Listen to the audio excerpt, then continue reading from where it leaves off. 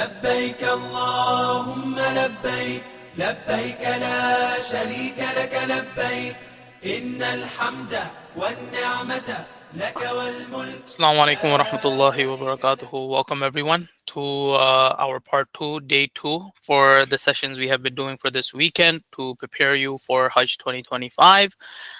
We have covered some topics yesterday, and yesterday's meetings will also be available. We will be sharing the links soon, inshallah, either sometime tonight or tomorrow, inshallah. So even today's meeting is also recorded, so this will also be available. The topics that we actually covered yesterday were introduction to Hajj and key documents for Hajj. And inshallah, both of them are very important topics. And today, inshallah, we will be covering packing and other Hajj essentials, Qurbani and Hadi, which is a major question that has been coming up. So we want to make sure you're prepared and ready for this. We will also be covering moving and logistics during Hajj, and then returning from Hajj, inshallah. And we will also be doing a Q&A. Please keep in mind that we will try to answer all the questions that we received today. But if we're not able to, inshallah, we will have another session just for Q&A as well. We are also scheduling out more topics for next weekend, inshallah, so we can prepare you even better. I know we have a few weeks remaining till we actually travel for Hajj, so we want to make sure everyone is prepared.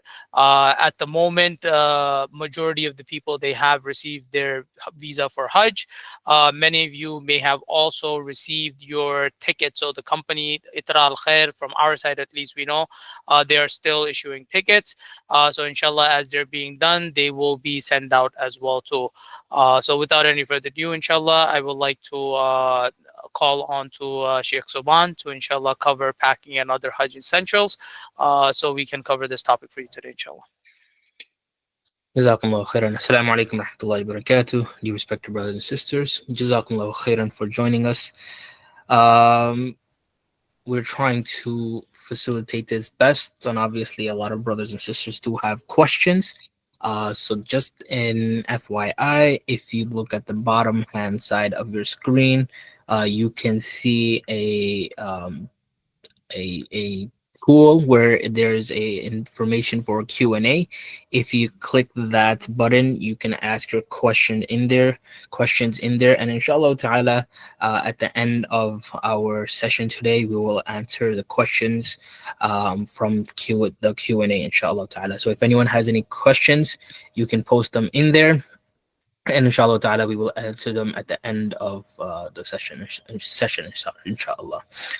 Just a little bit about what we covered. I know Brother Harun already went over what we covered yesterday. We did go over the spiritual preparation of Hajj, the significance of Hajj, the rituals of Hajj.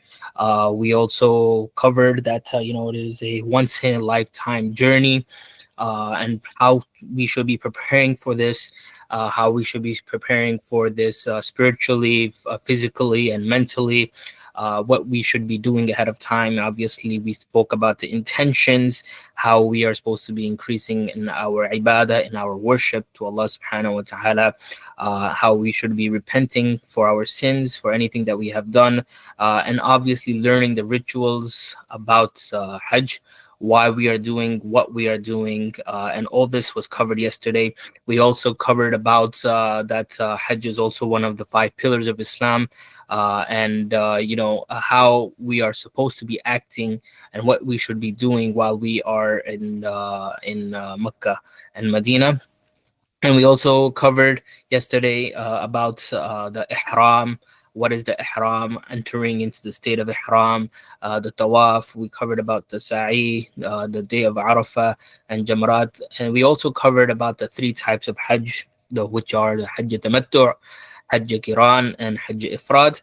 Again, all this will be available as mentioned before, that this was recorded yesterday. So if anyone was not able to attend, or if anyone wants to go back to these subjects, inshallah ta'ala, those will be shared.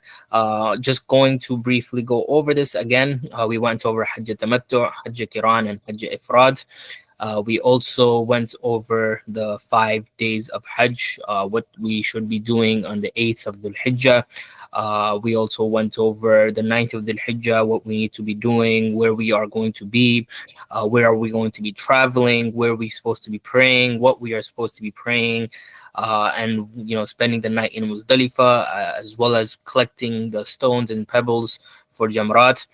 So we went all over these subjects yesterday. We also went over the health preparation and vaccinations yesterday. Obviously, for those who have not gotten their vaccinations for meningitis or anything like that, please do get that from your local pharmacy or your doctor or whatever that is required. We also went over the key documents for Hajj, what we are supposed to be needing for Hajj, and what we are supposed to be carrying with us. So this all these topics were covered yesterday. So inshallah ta'ala, for today's seminar, we will be covering about the packing and other essential Hajj items that we are supposed to be taking with us. What should we be taking with us? And obviously, everyone is more than welcome to add on to this. This is just a small, just a reminder of like some of the main things that need to be taken with us. Again, I do see brothers and sisters raising their hands. Please do ask your questions in the Q&A box, which if you see on your lower right hand of your screen, if you're on the PC, you can see about the dots over there. You click that, and I think it is the, give me one quick second, it is the third option, which has a question mark right over it, and you can just basically ask your question in there. Again, we will answer those questions at the end of this session. So without further delay, we'll get started for today's session in regards to packing and other Hajj essentials. One of the main things that we need right now is for the men and for the women, obviously, is the ihram clothing. Although we have been told that ihram will be provided, and everything like this will be provided, but it's best that we keep an extra pair of ihram with us. And most packages, Hajj packages for USA for Hajj 2025 for Ithra al Khair, mostly are starting in Medina, so you are also able to purchase a ihram from there. And obviously toiletries and personal care, that may be your shaving cream or a shaving kit or scissors or and stuff like those items, that those items are needed. Obviously that needs to be taken care of as well. We also have making sure that we have our health and first aid kits. We have some bandages with us, we have some ointments, and we also need to make sure, because while we are in the state of ihram, that we are not using any sort of ointment or any sort of cream which has a fragrance to it. Obviously, we cannot use any sort of those items which have the fragrance in it, especially soap or anything like this. So we need to be very careful in the state of ihram. We are also going to be covering the electronics and travel essentials, financially preparation, emergency preparation, and packing for our comfort during the journey, and packing for Hajj essentials, and what we should be preparing for family and home. And obviously, one of the main things is physically preparing for Hajj. So, getting to the first topic, packing essentials of Ihram, like I mentioned, it is the state of physically and spiritually purity required for Hajj. And we must wear this specific clothing during the pilgrimage. Meaning, while we are doing Umrah, while we are going for Hajj, we need to be in Ihram. Not only we need to be in Ihram, but we need to be in the state of Ihram. And we covered this yesterday, what it means to be in the state of Ihram. Now, for ihram, what is it for men? It is two unstitched white clothes, one to cover the lower body and one to cover the upper body. Obviously, it has to be unstitched, and it cannot be having any stitches to it. It's not can have any, um, buttons which are stitched to it. It has to be unstitched. And obviously, one of the same things over here, comfortable, not sandals over here, but slippers, which are like which are like flip flops. We need to have comfortable flip flops, making sure, because while we are in the state of ihram, we cannot be wearing shoes at all, and this is obviously for men. Um, we are not supposed to be wearing sneakers. We are supposed to be wearing flip flops, and making sure that we have those comfortable flip flops that are available, because we are going to be walking a lot in those flip flops while we are in the state of ihram, and while we are doing hajj, we will be walking a lot in those flip flops. So just making sure that everything that you have, it is comfortable, and you are able to start preparing this ahead of time, and you are able to buy those slippers, and making sure that they are comfortable, because in a day you may be um, walking 30 to 40,000 steps. And I'm not exaggerating this. It's the realistically speaking, that's about how many steps you will be taking while you are there. And we just mentioned this right now, that no stitching for the ihram for the men. It needs to be free from stitching or decorative designs. So we need to make sure of that as well. Now, the ihram for the woman, it is any modest, loose-fitting clothing. Woman should not wear a transparent um, clothing. They should not to wear that. Have some loose clothing, such as an abaya, and obviously they need to wear the scarf and a hijab. So that is must over there. We will try to see if we can have a session just for the sisters. Inshallah ta'ala, that will cover more information and details about their ihram and what they need to be doing and what should they be doing as well. Obviously, one more thing in ihram for men and women, we cannot be covering our faces, and we cannot be covering our hands with gloves. We cannot be wearing socks. So all these things need to be obviously in our mind. And for women as well, for in their ihram, they can wear any sort of shoes. While it may be, if they want to wear sneakers, they are able to. Any shoes they want to wear, they can do so. It does not require for us. I mean, it's not required for them to wear flip flops. This is just for the men. Moving on, toiletries and personal care. Obviously, we need to keep our personal hygiene intact during the Hajj. It is a vital thing for us, not only for comfort, but obviously as a maintaining physical and spiritual cleanliness. We need to make sure that if we are buying something, we are buying something unscented. This is obviously we are going to be using in the state of ihram. Obviously, in the hotels and other areas, there are going to be soap and everything like this, and everything is going to be available. But obviously, this is just for packing for Hajj while we are in Mina, Arafah, and Muzdalifah, making sure that we have all of these items. Unscented soap is one of them. Obviously, scented soaps, scented products in general are prohibited during the state of ihram. And obviously, we have a toothpaste, toothbrush, sanitary items for wipes or whatever that we need for women. If they need to carry their whatever they need to carry for them, they can carry those items. And keep baby wipes, wet tissues, and again, please make sure if you are carrying them, they are not scented at all. We need to also carry, if you want, just a small, not a very big haram sized towel, or any small piece of cloth that we can have with us, that we can use while drying ourselves, or we want to, for example, wet it, and want to squeeze it out and just wipe our face with it. Just have something very small that we can carry with us. Again, you guys can add on to this. You're more than welcome to put whatever you want to do, but these are just some of the main items that we are covering over here.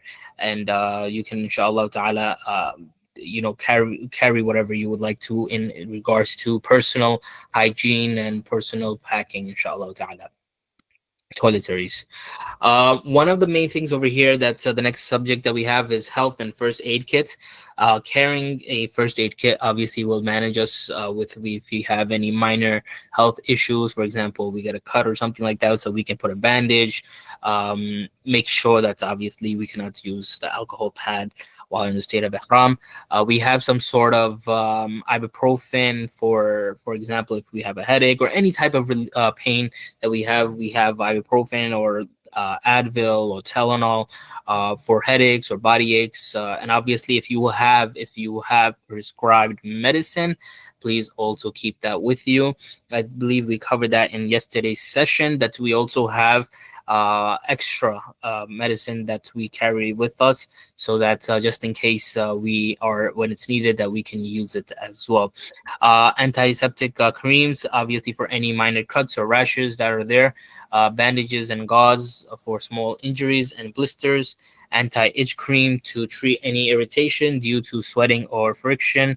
Obviously, I do recommend for men to also carry some sort of ointment which is non-fragrant, because a lot of us will be walking. I mean, we are going to be walking a lot, so it's easier for everyone to use some sort of cream between that, so that it's easier for everyone to walk. And if anyone has any, obviously, if there's any issues with the stomach, that we have some sort of anti-diarrheal medicine for that as well.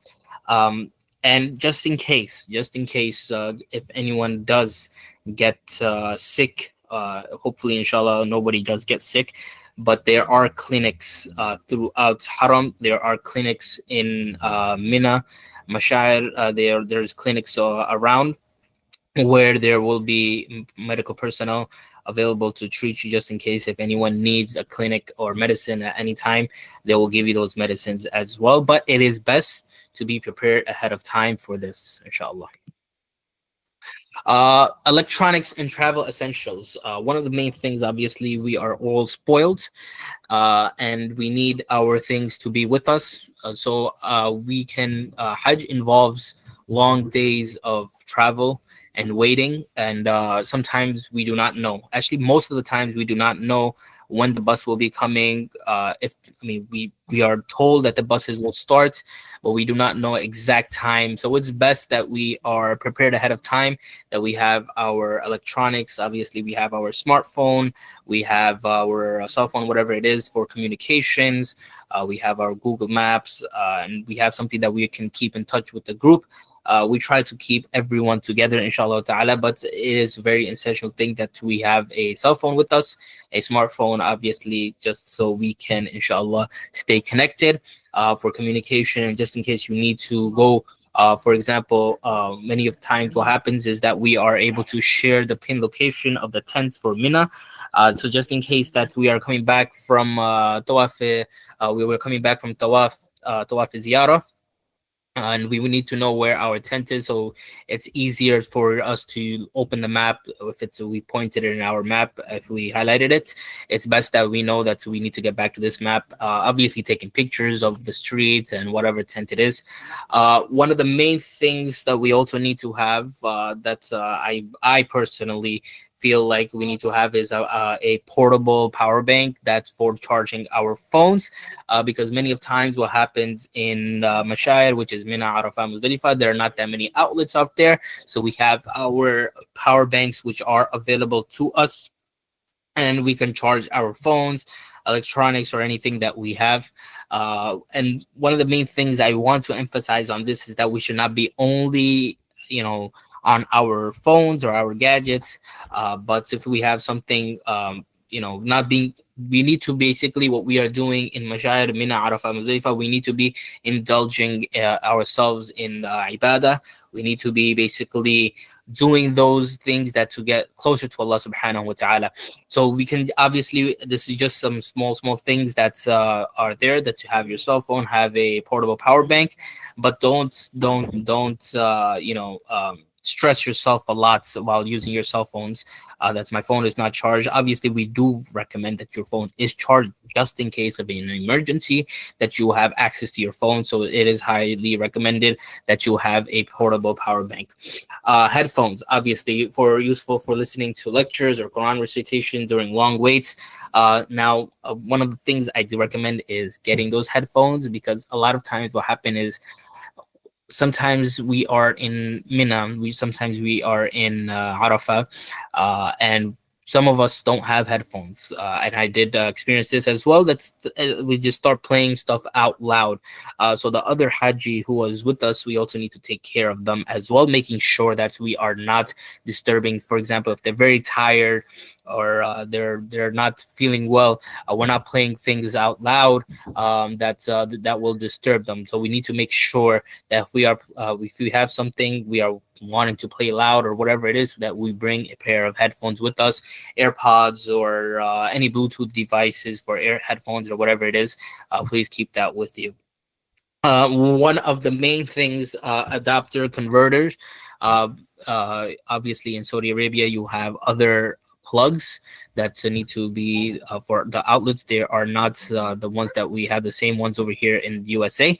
So we need to make sure that we have converters for that region. Obviously, those can be found online, and we can take it with us, inshallah ta'ala. I do recommend that you buy, purchase them ahead of time before going. But if we are unable to, there are also local shops there over there that you are able to purchase those converters. But it's always best to be prepared ahead of time. So obviously, if in case we don't have a converter or adapter with us, and our power bank is dead, we want something that we can communicate with our phones as well. One of the things that we want to also cover here is financial preparation. Proper financial planning, it ensures a stress-free Hajj experience. We want to make sure that our budgeting plan for our flights, whatever it is, obviously it is done ahead of time through Nusuk. It is done through Nusuk, and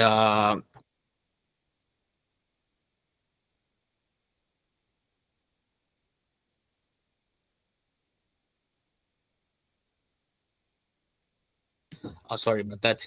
One of the main things that we need to realize our proper financial planning that we are doing, so we are ensuring a stress-free Hajj experience. Obviously, we have purchased our package through Nusuk, so we need to make sure that everything is expected. It's already in our Nusuk account. We can see that information there. If you log into our Nusuk account, we can see our tickets over there, and we can see our visa over there. And you can check for your visa and your tickets on in your email as well. And we'll go over those information inshallah ta'ala. Another thing is we carrying our cash that we need to have, in addition to the credit cards and debit cards that we are taking with us. Make sure that we have some sort of local currency, which is riyals for smaller purchases, and obviously exchange in Saudi for best rates. One of the things is do not carry a lot of credit cards, do not carry a lot of debit cards. Just carry enough with you that you are able to, if you need to use it, you are able to use it. You are able to use Apple Pay for some places. You are able to use Apple Pay. Some places you are able to use Android Pay as well. But just make sure that all those are covered. And obviously, please, this is something that we emphasize as well. Is that make sure that please contact your banks ahead of time and let them know that you are going to be making transactions, and if there's any foreign fees or anything like that, so you are well aware that this is the currency that this is the rate that you are going to be getting, just in case. Why we emphasize on this is because just in case we are making a international transaction, because while we are overseas it will be an international transaction, is that the bank does not block it, because sometimes it seems like it's a scam and a fraud. So you just want to make sure of that ahead of time. So it's best that we also contact our banks for this. Do not carry large amounts of cash and all travel documents. Don't carry a lot of them. The essentials travel documents that we need to carry, obviously that was covered, so just make sure about this as well. And during the days of Hajj, which is going to Mina, Arafah, Muzdalifah, make sure that we pack light. Do not bring a whole big carry-on. You are only there for 3 4 days, but mostly you are going to be in the state of ihram. Anything else that's needed is probably snacks and everything like that, which is already provided in Mina and Arafah, which are, I believe, the breakfast and lunch is provided, and dinner in Mina and Arafah. Sorry, Mina is provided, in Arafah it's not. So we need to make sure of that. You can just carry your snacks with you, whatever you want to carry, but pack light. Do not carry a bunch of loads with you, like a lot of clothes with you, because you will be coming back. If you want to come back to Mina or you want to go to the hotel, you are able to go, and as long as you have your stuff packed light, you are able to carry it with you. Essentially, just bring a book bag with you so you can carry those whatever items you need to carry with you, inshallah. Being prepared just in case that there's an emergency is crucial to stay calm and be prepared. Um, you have emergency contacts, have the contact details of the embassy and emergency medical services, and inshallah ta'ala, those are shared as well, just in case there are some emergencies. You are able to, inshallah ta'ala, get in touch. For example, have a local 911, for example. It's available for emergencies. And Brother Harun, I think is 997 for medical, correct? Yes, that is correct. So just in case anyone has a medical emergency and needs an ambulance, you are able to dial with your phone 997, and emergency medical services are there. They will be able to assist you. It's always best to also inform your group leader just in case something happens. Inshallah ta'ala, also have a backup copy of your documents. Keep photocopies, digital copies of your passports, visa, and other important documents in case they are lost. We should have both physical and digital copies, and make extra copies. And just in case one bag is missing, you also have it in the other bag as well. Another thing over here is health insurance. We did mention this earlier as well.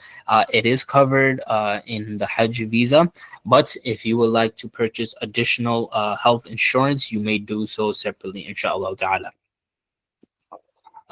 So packing for the comfort during the journey. Obviously, our flights we have from here from US, uh there are very long flights, and obviously traveling within Saudi Arabia can also be tiring. If we, for example, if we are going from Mecca to Medina or Medina to Mecca, we do have long flights, long flights, and as well as if we are going by bus, it is a long ride as well. There are checkpoints throughout, making sure that's there. So we need to be prepared ahead of time.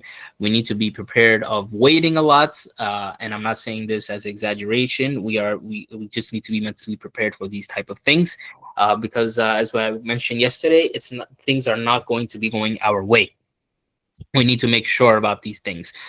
So comfort essentials, obviously, while we obviously are in a flight, we usually take a neck pillow.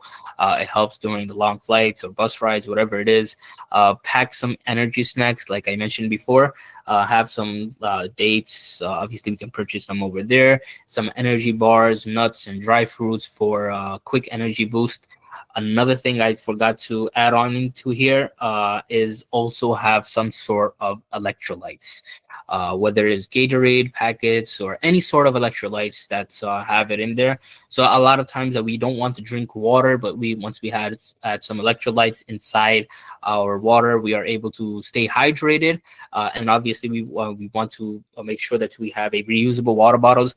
There is going to be water available. However, it's best that once we are walking or whatever we are, we have water bottles with us, reusable water bottles, so we can keep those electrolytes, and we are staying hydrated, and we are not fainting or anything like this. Making sure that we need to take care of ourselves. Um, Now, hand sanitizers are there, but obviously, since it has alcohol, it's best to stay away from this in the state of ihram, but you are able to carry it with you. Just make sure you don't take a lot of it, just like a small portion of it, inshallah. And these are just add-on items. If you want to add on to this, these are just some of the crucial items that we have mentioned. You're more than welcome to, inshallah, add more if you would like. One of the other things I wanted to mention over here, give me one quick second, that we have a for example, for those who are traveling, where the ihrams, whatever it is, we have, for example, a fanny pack for men. There's, if anyone has some sort of blisters or anything like that, that we have band-aids, we covered that as well. Flip-flops, grip socks, obviously, and just in case that we need them, you can, obviously we cannot wear them in the state of ihram, but just in case we need them, we just grab them with us. A neck fan or a cooling towel. A neck fan, obviously, for when we are there. We obviously, there's a lot of heat, so we have that sort of fan with us, that we can take it with us. Drawstring, shoe bag, obviously we can keep that with us, and I believe they are also going to be provided in Mina, so we also have that as well. Sunscreen, one of the things that's ensure that we bring is our sunscreen, protecting us from all the harsh sun so we don't get a sunburn. Just please, please, please, please, please make sure, again and again, while you are in the state of ihram, you are not able to wear or put on anything which has fragrance in it. And we mentioned this as well. Comfortable shoes, wear durable, lightweight sandals for extensive walking, or shoes. Obviously, this will not apply while you are in the state of ihram. Afterwards, you are coming back, for example, you are coming back to Mina. So you can wear your shoes or your sneakers, whatever it is, but just make sure they are comfortable and you are able to walk into them, in them. We just mentioned about the fanny pack and money belt. Make sure it's a secure way to carry money and important documents. Do not, and I, a lot of people do ask, what should we do with our documents? Keep them in the hotel room, keep them in your bags. Nobody will go through them, inshallah, and hopefully not. Do not carry, this is something that I do recommend, that do not carry your passports on the streets, just in case you do drop it. It becomes a headache for you and you get panicked. So just make sure that any important documents, you obviously just take a picture of those documents that you have and keep them on your phone, but please making sure that you don't have those, that you are carrying them around all the time, just in case you lose them. We don't want to have a panic that we need to be running to get things done afterwards. So just keep that in mind, inshallah. Now, preparing of our families and our homes, prepare our families and home for your absence to avoid stress during your pilgrimage. Assign responsibility. Just make sure, for example, if we are not going to be home, ensure someone trustworthy is responsible for our household duties. Provide emergency contacts. Leave the contact details of your group leader or whoever it is, Ithra al Khair, or any travel agency you are traveling with, Nusuk provider. Make sure that they have their information as well. Make sure that your bills are paid, your finances are managed before you leave. And we did go over this. Well, we'll go over this again. Increase physical activity. Start walking from now. Start jogging. Do exercises which build the stamina. Stay hydrated. Obviously, the body will lose lots of water due to the heat and walking. So do practice drinking water regularly, at least a gallon a day. In regards to walking, start off with about a mile, 2 miles, 3 miles, because sometimes you're going to be walking few miles over there, and just make sure that we have the stamina to do so. And one of the things that we need to add on here is eat healthy.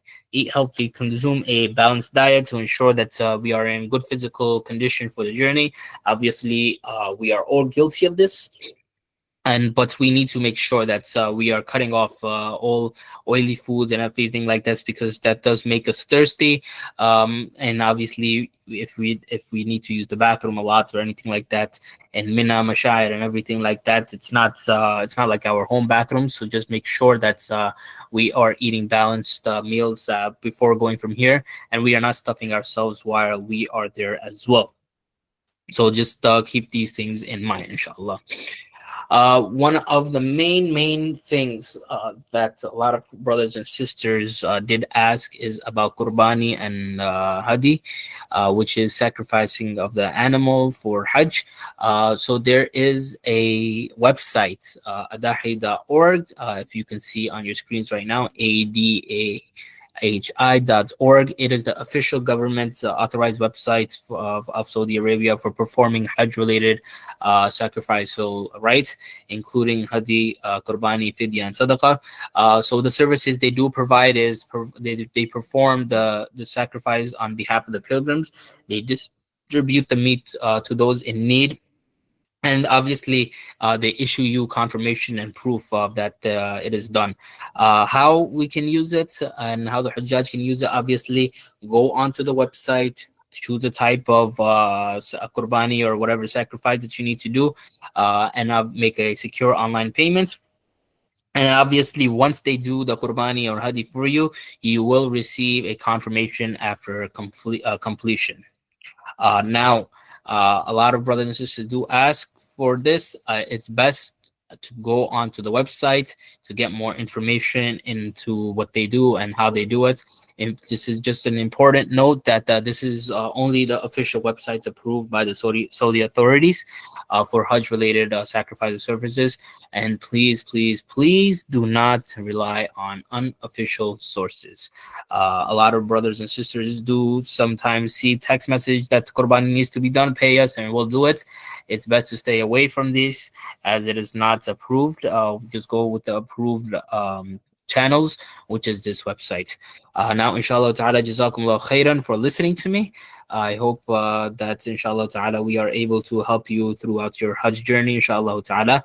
I will pass it on back to Brother Harun, inshallah ta'ala, who will go over the logistics of Hajj and the movement and everything like that. Jazakumullah khairan, and inshallah I will swing back to you at the end of the seminar, inshallah. Brother Harun? All right, thank you, Sheikh Soban, for covering those important details. And this question we do receive a lot with the Qurbani and Hadi. So please, when you get a chance, go check it out. It's a pretty simple, straightforward website. And inshallah, with that, let's go ahead and proceed to our next topic. So we will be touching on all these topics: setting expectations during Hajj, arrivals, transfer between Makkah, Medina, and Medina to Makkah, shuttles from hotel to the Haram, and Mashayir movement, and ending it off with departures, inshallah. So this is something that we do need to mentally prepare and set expectations before we even travel. As Sheikh Soban already mentioned, there are, like, we get a particular time and the buses may not arrive at that time. So it's kind of important to understand that there is a very large crowd, and the pilgrims are in the millions, and everyone is trying to move to the same place around the same time. So for example, when prayer is going on, and this is more of the simple things where the prayer is going on, you're trying to get for Fajr, everyone is there for Hajj. They're all going to be trying to make it for Fajr. So keep in mind that there will be long lines and areas will be packed regardless of where you go. The crowds are huge for Hajj. And then also keeping a expectation on the accommodation, regardless of whether you booked a luxury package, premium package, standard package, whatever package category you booked, the hotels are packed completely 100% occupancy. So they are trying their best to provide the best possible service, but sometimes they are not able to meet that 100% expectations that you may have. Let's say the cleaning staff that's supposed to come in the morning, maybe because of the huge rush, maybe they get delayed till maybe the afternoon or the evening hours. So have some patience, have some sabr when it comes to these things. Also, keeping expectation for the weather. It is going to be very hot, even though we're walking many long distances. And as we mentioned, keeping some electrolytes, keeping some light snacks, keeping yourself hydrated.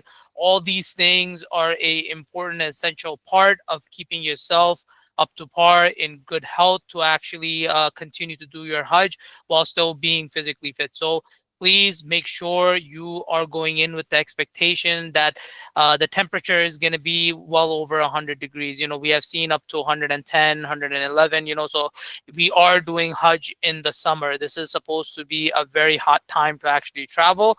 So set that expectation that there will be a lot of heat. The weather will be hot and dry over there. Also, it's not just us from the US that are going for Hajj, it's people from all over the world. So you will run into many, many different people from different backgrounds, different cultures, different languages. You may not be able to communicate with these people. Maybe while you're just doing tawaf, you may run into another group or something like that. They may push you or something like that. So just have sabr.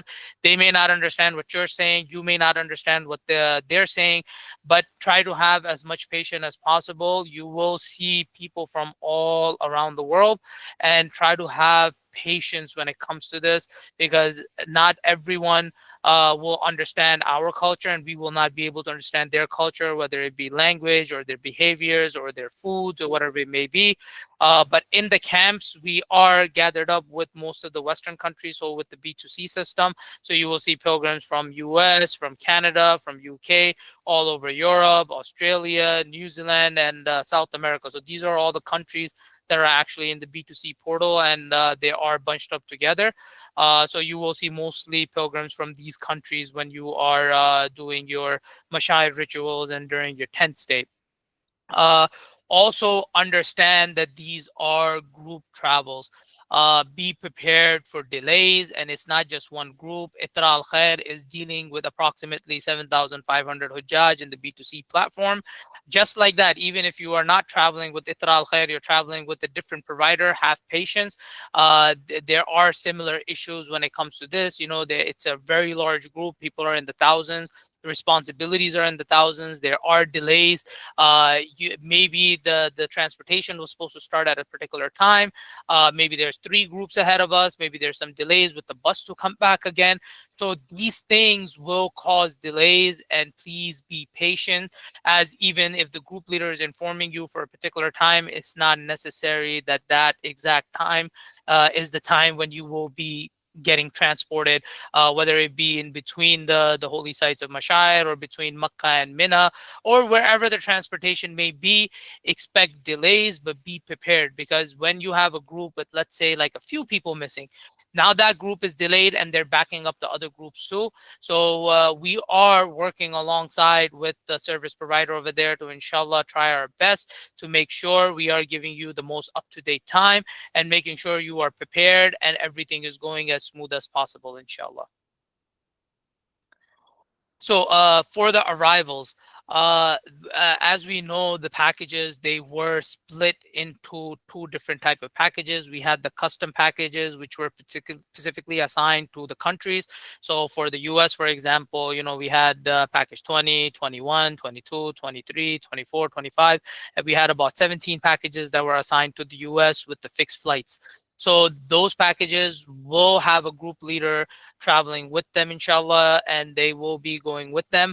And for the public packages, you will see your group leaders. If there is anyone that have booked the public packages, which were with the custom flights, you will meet your group leaders. If you're starting in Medina, you will see them in Medina. If you're starting in Makkah, you will see them in Makkah, inshallah, at the hotel. So a team, so when you arrive, let's say you are arriving at Jeddah airport, So as soon as you arrive over there, you will go ahead, you will proceed, you will clear your immigration. Just a couple of things that were not intended for this seminar, but I just want to give a reminder. Maybe you've gone to Umrah in the past couple of months and you have a tourist visa or a different visa. Make sure when you're doing your entry into Saudi, you are doing it on Hajj visa. They do take a picture of you and all fingerprints for all 10 fingers. They will take a fingerprint. If they are not doing that, make sure to let them know that you are here for Hajj and you have a Hajj visa. So they're doing your entry into the Hajj visa. So you are officially entered into the system. So in case your fingerprints are run anywhere where they're looking for illegal Hujjaj, they pull up with your Hajj visa rather than another or alternative visa. So once you are done clearing immigration, you will proceed ahead to the arrivals hall where you collect the luggages. So you have the luggage carousel, follow, like the arrivals for whichever flight you took, and for that particular airline, you go ahead and you go to that respective luggage carousel. You collect your luggage, and then you start proceeding ahead outside. When you start proceeding it outside, you will start running into staff from the Ministry of Hajj. Inside, basically, before you exit, before you cross customs, you will start running into staff from Ministry of Hajj. And then when you exit, you will start running into staff from Itra Al Khair if you're traveling with Itra Al Khair. And if you're traveling with one of the other 13 service providers from Saudi, you will run into their staff as well too. Or they already have the information for every single Haji's arrival and departures from Saudi. So they have their team available according to that time to receive everyone. This also serves as a reminder.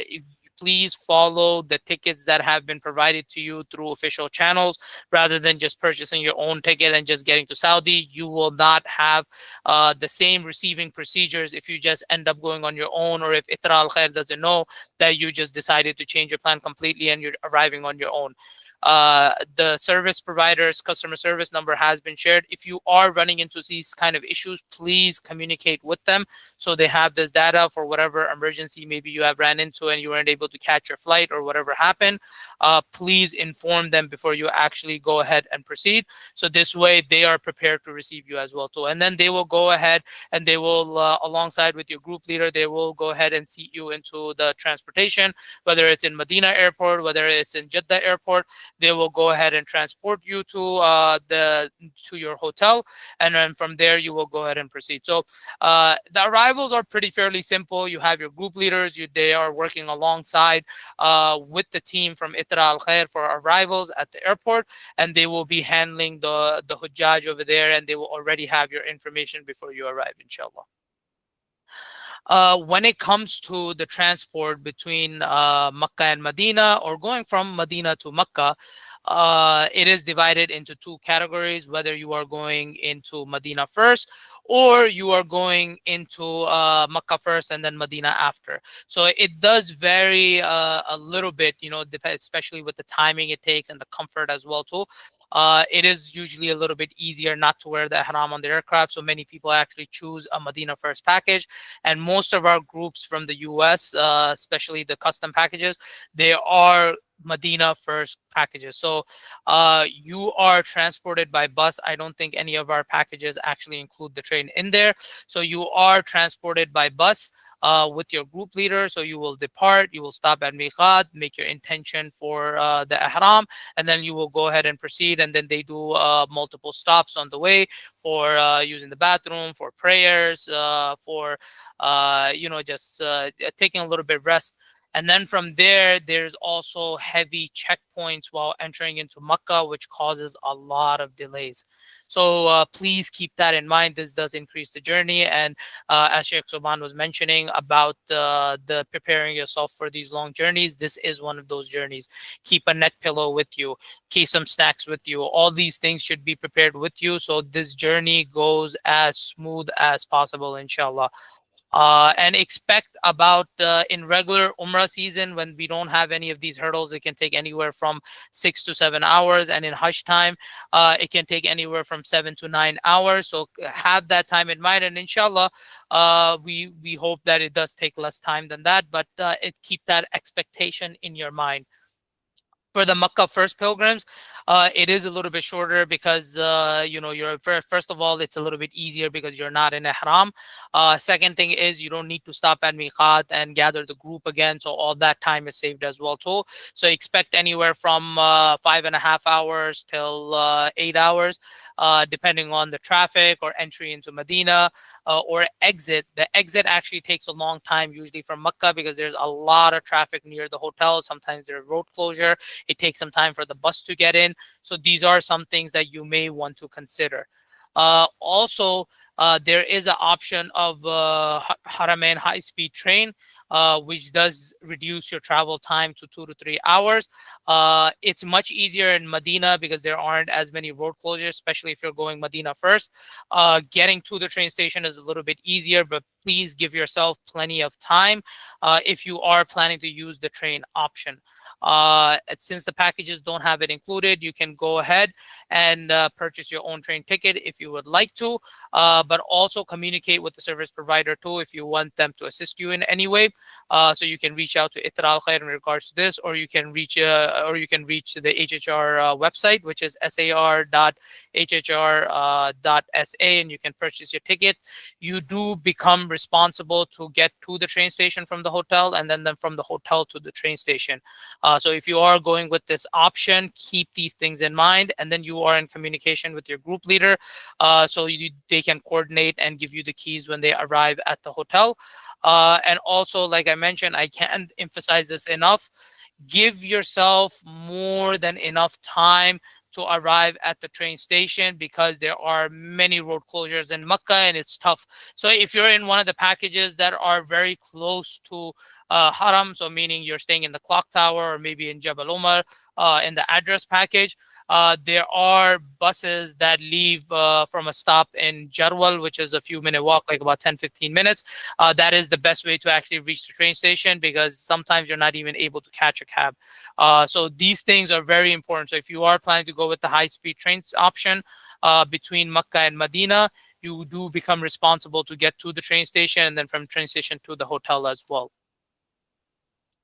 Brother Moving, Harun, if you don't mind me adding something onto this. yeah, go ahead. So just wanted to emphasize over here, if you are taking the train as well, and if your group leader is on the bus, you will not be able to get your keys to your hotel room until your group leader arrives at that hotel. There afterwards, please do not jump on them right away. Just give him some time because if you do arrive earlier, there's no way you're going to get keys until the group leaders arrive. Once the group leaders arrive, they will obviously, as per the room assignment, they will give you the keys based on those rooms as well. So just keep that in mind, just in case you do travel to Medina or Mecca first with the train, and you do get there earlier, you will not be able to get the keys to your rooms until your group leader is there. Sorry about that, brother Harun. Yeah, no problem, inshallah. And keep in mind, there is Itra Al Khair staff, inshallah, and we will try our best to accommodate. But it's usually, they want to have the group there before they start proceeding. And it is Hajj time, so don't expect to get the keys before check-in time either. So even if they're able to give the keys, it is usually a delayed process during Hajj days. So if the check-in time is around 4, expect to get the keys. Actually, this is a very good add-on as well too. Expect to get the keys a few hours late, maybe an hour or 2 hours or something like that. So even if you are scheduling yourself to go with the train, try to leave later rather than early in the morning and get to Makkah early, or if you're going to Medina, to get to Medina early. So moving ahead, inshallah, for the arrivals, a team, sorry, for this is should be for the departures. Give me 1 second. Sorry, we actually went one slide behind. For the shuttles going from the hotel to Haram or Haram to the hotel, Uh, Recently, in the last year and a half or so, they were actually doing this only for heavy season, where they would take all the shuttles to Kudai, and then from Kudai you will change your shuttle to go to Haram. Now they're doing it throughout the year. Very few hotels actually provide you the shuttle directly to Haram, and it may be on a different side other than right behind the clock tower. So you will take a shuttle, like let's say you're staying in Voko, Muhammadiyah, or Jaber.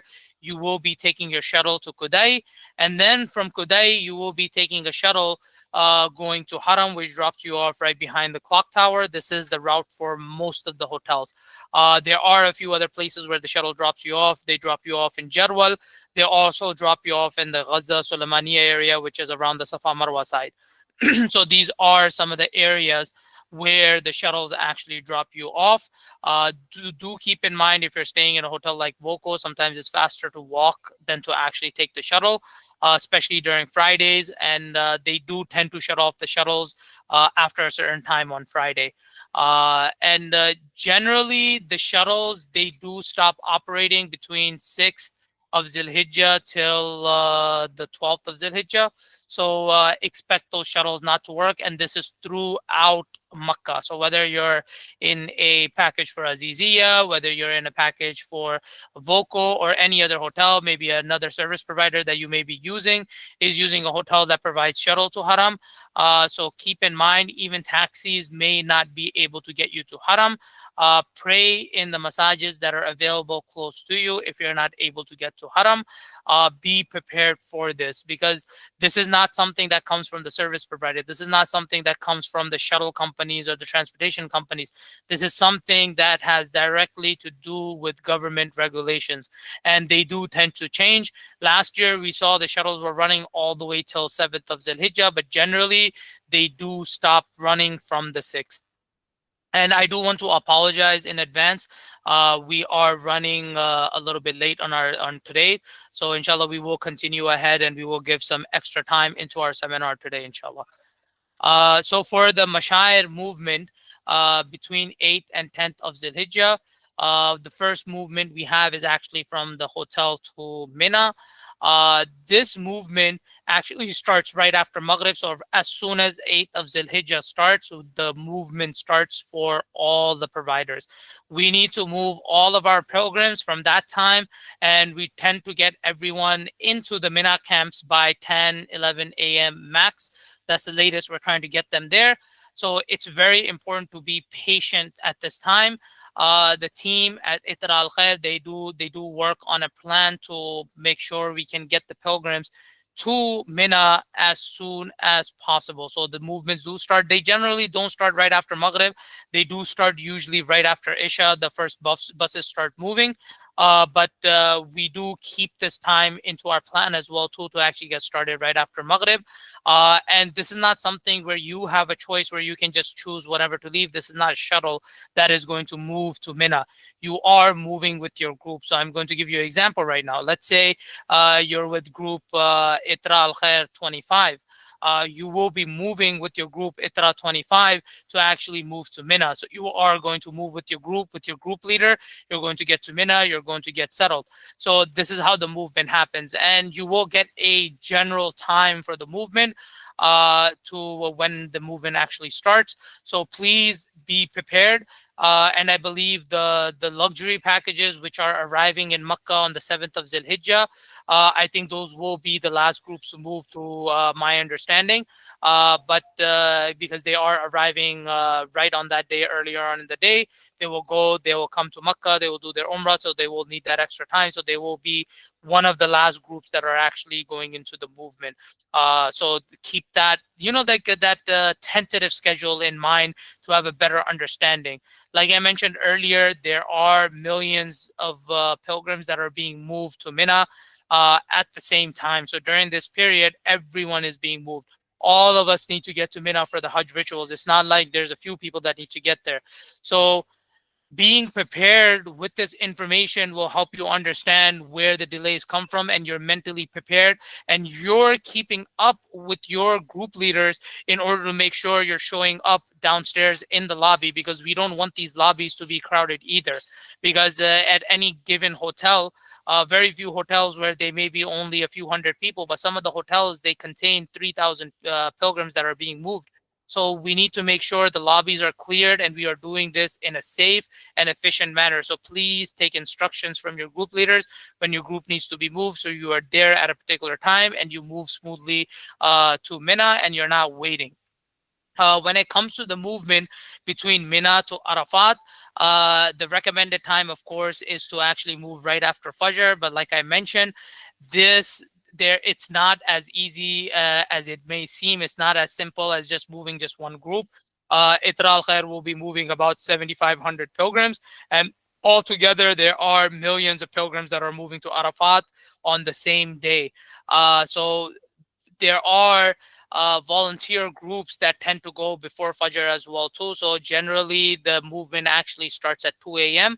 You will be informed from your group leaders what time you're going to be moving, because there is a logistic meetings that happens with the guides and Itra al Khair management, where they actually decide on how the movements are going to work. So you will have this information on what number your group is actually going to move. Generally, they tend to bunch up maybe a few groups in the US, and they'll just call it USAA, USAB, USAC, and that general number will put your time slot on what number you will actually be moving. So this will give you an approximate idea. And if some of the groups volunteer to go early, then there is no time, then those volunteer groups will go early. Generally, we have been able to clear the groups historically. Before 10 a.m., we have been able to clear all of Mina and get everyone to Arafat. Inshallah, we are planning to do the same thing. I'm saying 11 a.m. because that's about an hour after what we have been able to accomplish for the last 2 years. So inshallah, we are hoping to accomplish the same thing or even before that this year as well too, inshallah. Now, the most complicated movement that comes in is actually from Arafat to Muzdalifah, because everything up till here, it's organized movements, and I will explain a little bit more when we move ahead. So you are moving. This is all still organized movement. You know, you have numbers that are given, and according to that, you are moving.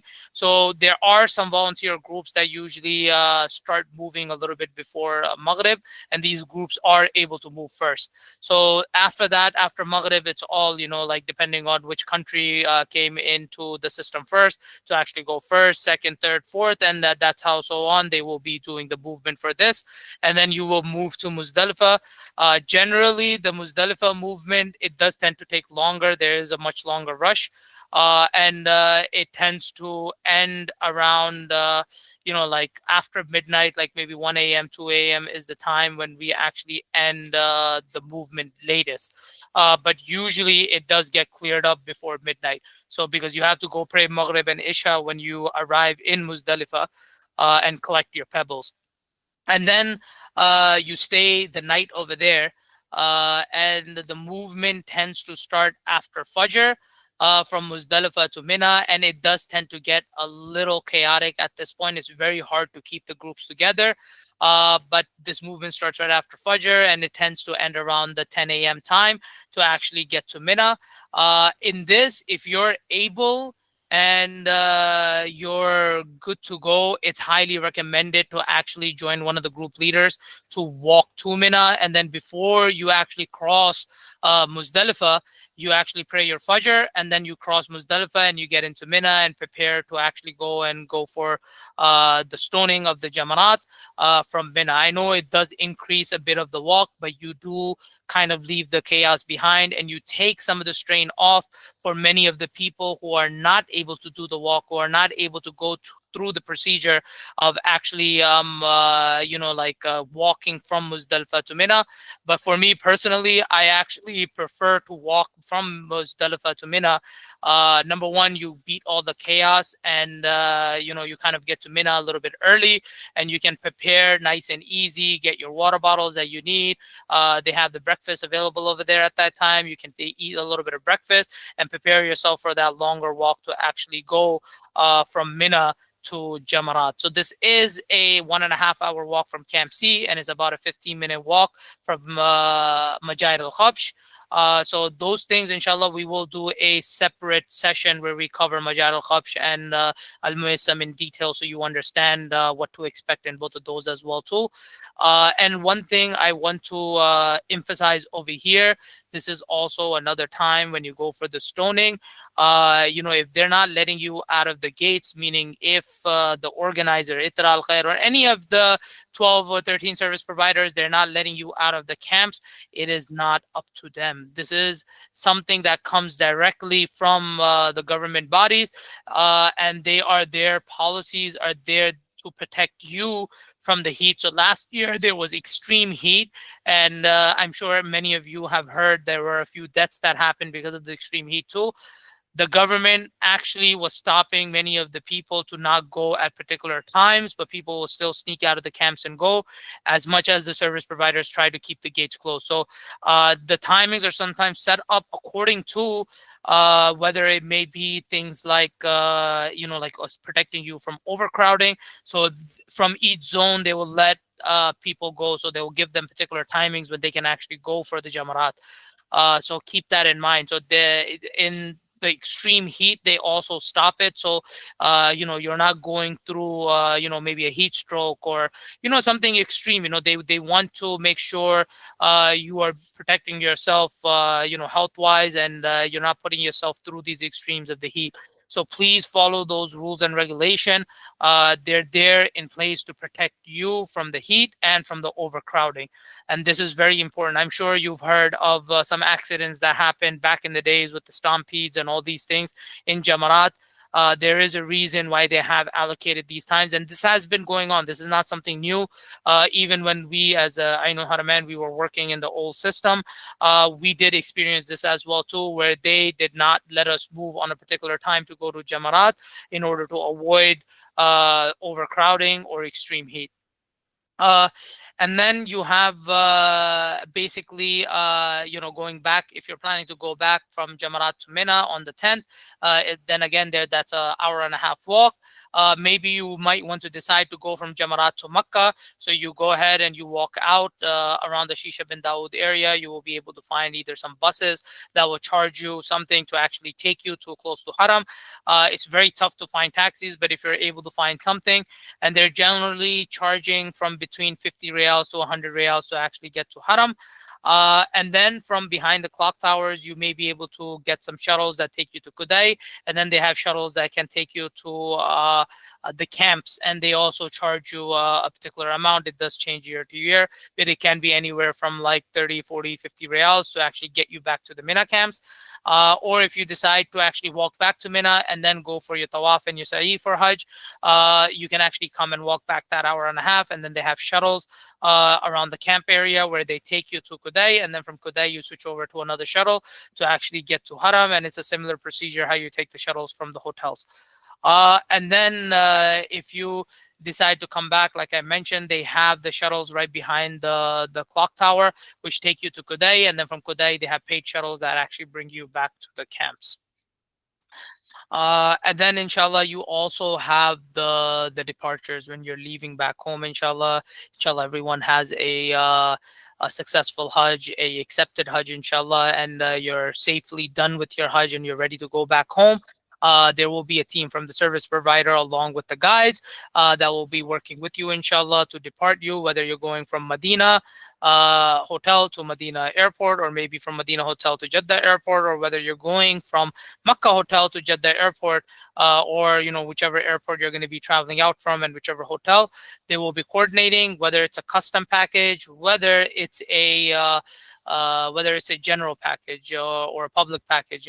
They will be working with you, inshallah, to depart you.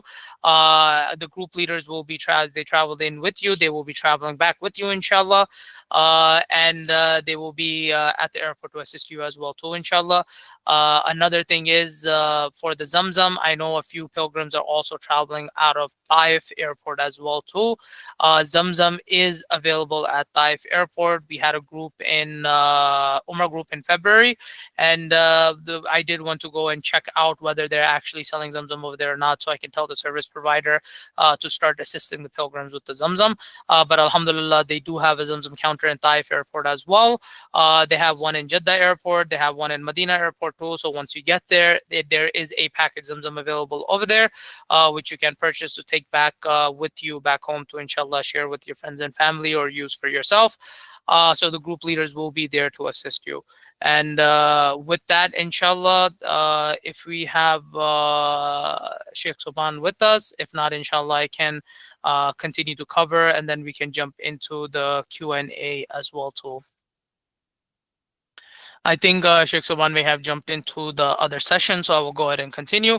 It is very, very, very important that we continue to maintain our focus solely on Allah, because we need to keep our intentions correct for this. We are doing this for the sake of Allah. And at every action and every opportunity we get, we want to keep renewing our attention. We are doing this for the sake of Allah, and inshallah, keep making dua, keep making supplication during the entire journey, from now all the way when you travel, and when you are there, when you're going through the rituals. I know you're walking and you're doing everything, but during the time you want to engage as much ibadat as possible. And another thing is, this is something that I truly believe about Umrah as well too. When you return back, whether it be Hajj, whether it be Umrah, you are going there to seek forgiveness. Continue to add something good that you're doing in your life. Try to bring those habits. Maybe you were not doing your prayers on time, or maybe anything it may be in life. Try to bring consistency in life when you come back. Try to pick up a good habit that you continuously start to do. And of course, you want to spread the information and the knowledge, because after going through the experience of Hajj, you will not be the same person, because it has affected your pocket. Hajj is not something that is cheap. You have gave financial sacrifice, you have gave physical sacrifice, mental sacrifice. It's not an easy procedure. And when you come back from when you come out from the other side, when you're done with your Hajj, this should bring some change in your life as well too. So when you return back, you will notice yourself starting to change, and inshallah, this opportunity and this experience will make us closer to Allah. And inshallah, hopefully we have a successful journey, and may Allah forgive all of our sins, and take us safely, bring us back safely as well too. With that, I do want to jump into the Q&A, and I do want to apologize. I did go a little bit extra in the time with this, so we will go ahead and take all the questions that were posted within the Q&A section. If you have questions, please post them in, and I will take all of them. So if I've gotten the vaccine in 2019, will I need to get it once again? So the way the Saudi system works is the maximum validation they have for any of the meningitis vaccine is actually 5 years. So you will need to get it again, and you will need a record in order to show. They check sometimes they don't check, but for your own health, you should be getting these vaccines. Right. How come hotel check-in is May 27th, but the flight is on May 28th? Also, is the timing on the flight tickets on a 24-hour clock? Then we should call the airlines to reserve the seats. So some of the packages, they may actually be starting a day before you actually arrive. Most of these things are done by the teams over there, and many of these packages you will see, because they have to block the hotel according to the time periods. They don't really have an option to leave out particular dates. So you may have your package starting early, but this does also give you the benefit of your keys being available from a day before too, because the team does collect the keys. And you can reach out to the airline with your reservation, with your PNR, which you will have in your tickets, which you have already received, to actually go ahead and they do, I believe most of the airlines these days, they do charge for selecting the seats. So you can go ahead and select your seats by calling the airline. All right. Will there be a train between Mashayar? So, generally speaking, if you're in Al Muassam, which is most of our packages at Iftar Al Khair, you will not have train between Mashayar. The train is for the Majair Al Khabsh packages. So, package number 21, package 61, and 80 will have train between Mashayar. And I'm sorry, I'm going to try to rush through these questions. I'm going to make sure I can get through as many as possible. Can you please forward the recording to the email on file? So everyone will be receiving a link. We are in the process of taking care of yesterday's meeting, inshallah. That will be taken care of, inshallah. We're hoping to share the link tonight or tomorrow morning. These are longer seminars. They do take a little bit longer to process. And inshallah, by tomorrow, we should have both of the links available for everyone, inshallah. We will also send out an email with the links. I think that will make it easier. Can we get meningitis vaccine now or until the last 10 days before traveling? So I do suggest take care of the meningitis vaccine now rather than later, because what if you're not able to get it 10 days before? If you're not able to get it, you do need to take it 10 days before arrival. So I do recommend take care of that now, get this out of the way, focus on the other things that you need to prepare for. Get this out of the way, because this is a required vaccine. This is not just for your health. They do tend to check this when you arrive in Saudi. So Ministry of Health may stop you and check for your vaccine record. It's highly recommended to just staple it in the soft page before the cover. This way it's available over there. You don't lose it. And anywhere where they ask you, you pull it out and you know exactly where it is.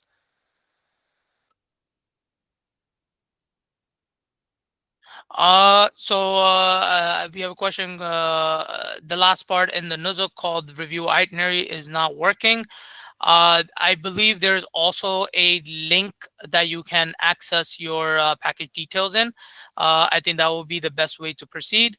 If not, inshallah, we are planning to do logistical seminars and group leader interaction, so you can start to get a meet and greet with all the packages that are assigned to our murshids. So inshallah, that will be coming soon as well too, and they will be going over the entire itinerary during those seminars, inshallah. All right, what is not allowed while you're in ihram, specifically in terms of showering while using the bathroom? So while you're in the state of ihram, the basic requirements are, you can't cut any hair, you cannot shave any hair, you cannot use anything scented, you cannot cut your nails. So these are the main restrictions that come in. So if you have unscented shampoo, unscented conditioner, unscented lotion, all those things you can use while you're in the state of ihram. The restriction is on the scented products rather than, for example, like you cannot use toothpaste. So toothpaste is scented. So keep these things in mind when you're getting yourself ready for all the toiletries that you may need during, while you're in ihram. How do you All right. activate? My wife is in. Okay. So I'm gonna jump in for the next question, if you don't mind, brother Harun. The Nusuk IDs will be given to you, inshallah, at your hotels, and it will be activated at that time, inshallah ta'ala. The things that will be provided by the travel agency, obviously we cannot say which service provider you are with, but if you are with Itra Al Khair, inshallah, that list will be provided soon. Mostly do not obviously rely on just specifically for those service providers giving those items. Please be prepared ahead of time, taking your personal items with you as well. But some of the items that they do provide is sleeping blankets, for sleeping bags, sorry, for Muzdalifa, an umbrella, a small goodie bag, stuff like this. But do not, rely that you, just in case you may not get it, then you are you're not prepared. So it's best that you be prepared ahead of time. Can men wear stitched, not open white shoes? I'm not understanding this question. If it's a flip flop, you are good to wear it. Obviously, they are stitched in the haram. You are not allowed to wear something which is stitched. If they do require you to present a vaccination proof of meningitis, it's best that you have a copy with you. In regards to if its vaccine is halal or anything like that, it's best that consult with your doctor, the Muslim doctor that you have. Consult with them. This is a requirement that is provided by the ministry as well. Um, you can email the questions that you have, a personal question, whatever you have, you can email it to us, inshallah. International flight tickets, they are supposed to be issued right now. If you have not received them, inshallah, they will be coming into your Nusuk portal soon.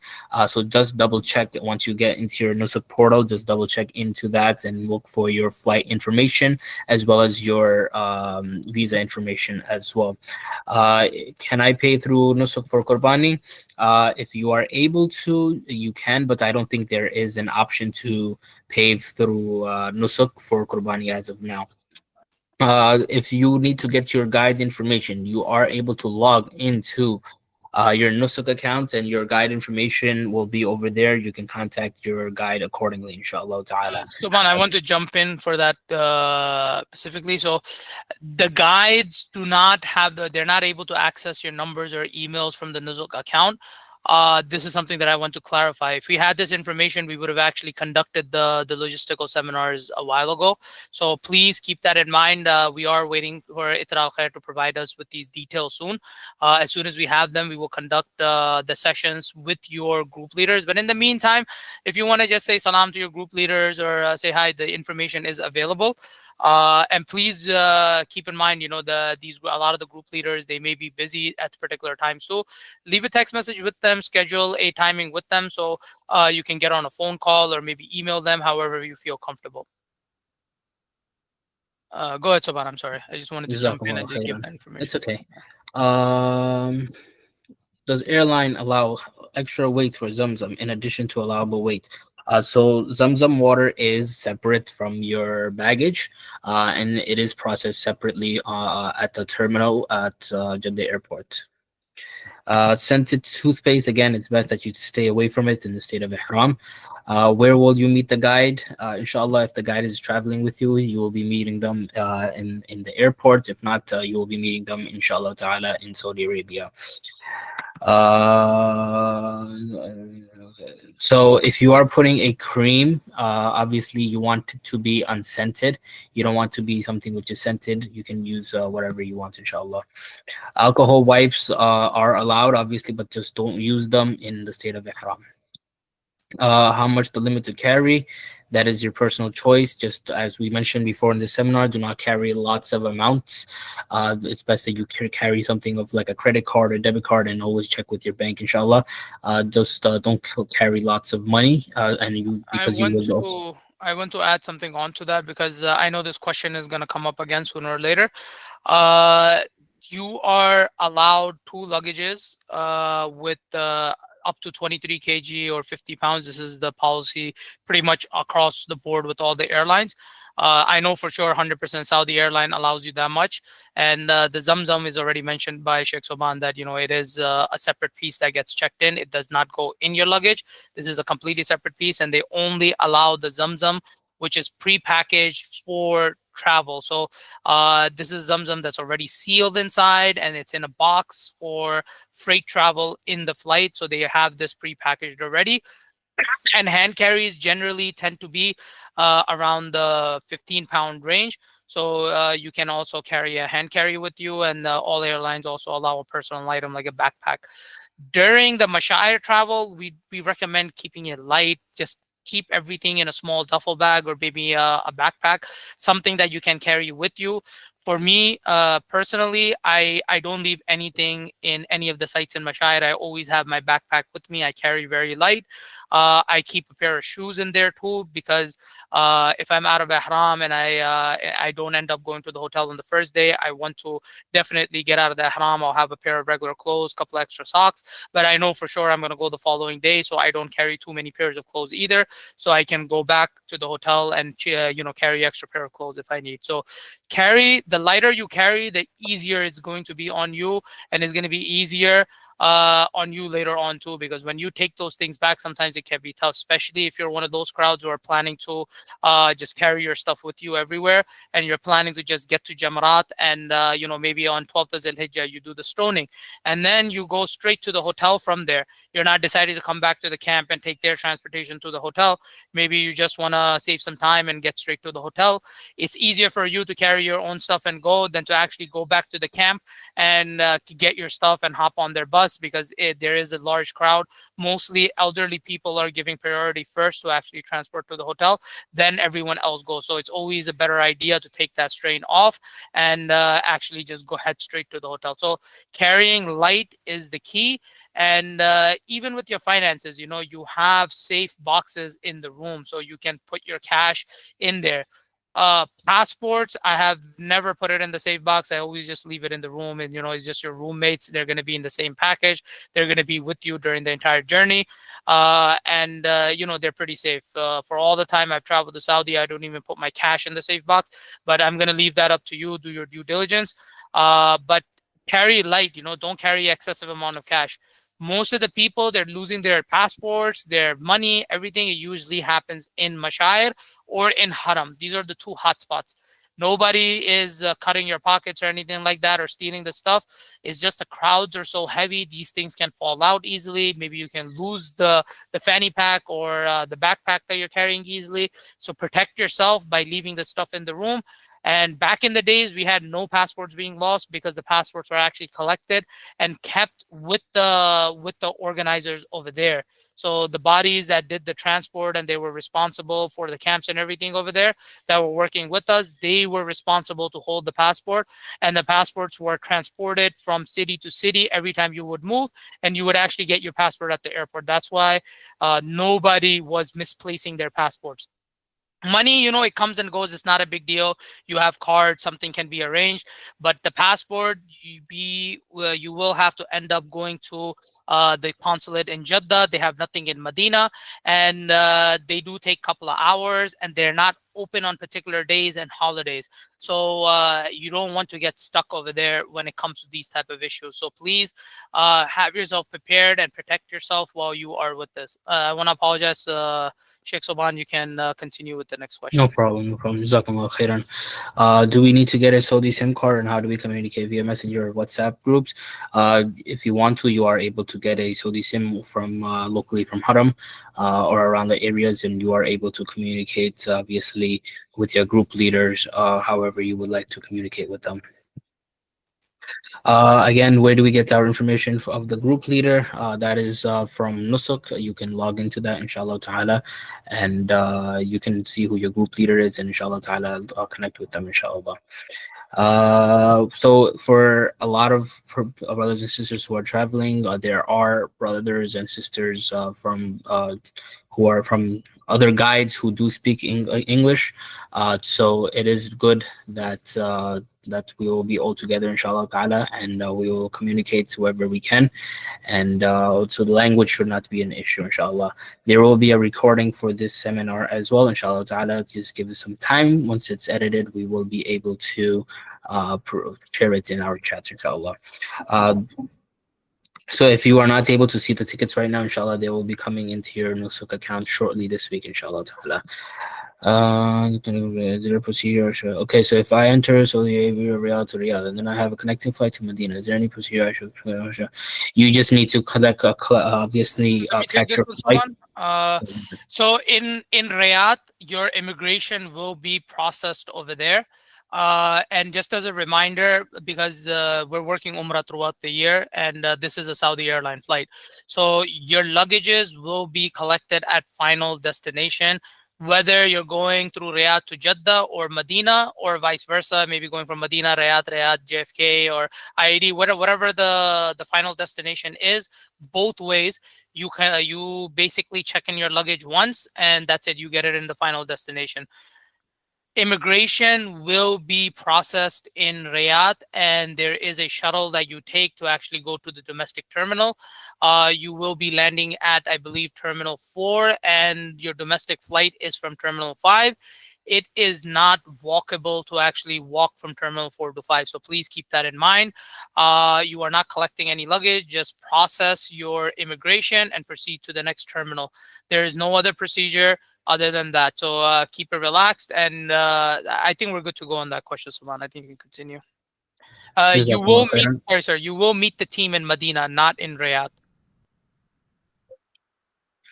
Or Jeddah airports if you are going to Jeddah first. Uh, Do you start yes, you are able to start purchasing the Qurbani on the Adahi website. You are able to do that website. You are able to go onto that website and purchase your Hadi and Qurbani right now. If you and your sister are assigned to two different teams, I'm not sure what that means, but if you are in the same package, inshallah ta'ala, we can definitely try to assist you and put you together in together with the same group leader, inshallah. But if you are with different packages, there will be different packages and there will be different hotels. So you need to take care of that as well. So, Ban, Uh, I think you missed one question. So, we will, inshallah, be sharing the deck as well, too, the slides. So, this way, you can review the slides on your own pace as well, too. And if you want to add anything and take notes, you can do that. But recording, and inshallah, we will also be sharing this within all our channels, the slides, so you can actually review those as well, inshallah. all right. Can you still pray in Haram? I think yes, you are going to be able. Well, if you want to pray after Tawaf Wida, you are still able to pray there as well. We are coming Turkish Airlines from Chicago. When and I think we just shared this. If you are with a custom flight, your group leader, inshallah, will be with you. If not, then you will be meeting them in Saudi Arabia, inshallah. If you have not received your tickets, inshallah, please be aware that it will be in your Nusuk account shortly, inshallah ta'ala, this week. You do need a meningitis vaccination from USA. Obviously, it's best to also, if you have your COVID vaccination, that's good as well. So the recording, inshallah, will be available tomorrow. When the last okay. So in regards to changing your ticket from economy to business, you would have to reach out to the service provider, and I think they may be able to do it. If not, Let I'm not me, sure if they're able to. there's a couple of other questions too in the back. Let me just cover those quickly as well too. If you had not received your ticket yet, you should be receiving it shortly. Not all tickets are issued at this time.